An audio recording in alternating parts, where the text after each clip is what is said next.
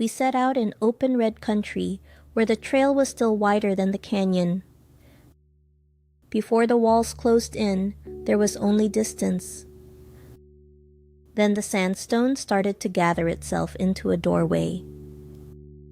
Inside, the sky narrowed to a bright seam above the rock.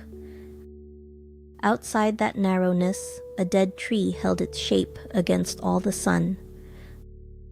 The sand kept every footprint for a little while, then let the wind take over.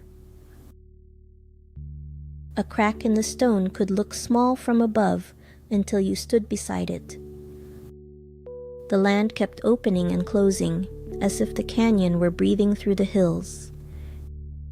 In the shade, the walls changed color slowly, rose, copper, purple, then almost black. Some turns were so tight the next room appeared only as reflected light. There were places where walking became a negotiation with the wall. Then suddenly, a blade of sun would find the passage.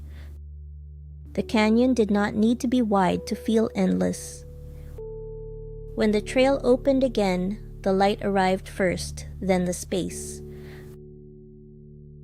Outside, the sun was almost too bright, turning the rock into a warm glare. A few steps later, the same wash felt quieter, like the canyon was releasing us slowly. We followed the dry bed forward, with shadows still pooled along the walls. The path widened, but the stone kept close enough to guide the way. Some rocks stood apart like they had been left there to remember the old shape. With a person beside them, the walls became less scenery and more presence. For a little while the walls drew in again, and the path pressed on toward the light ahead.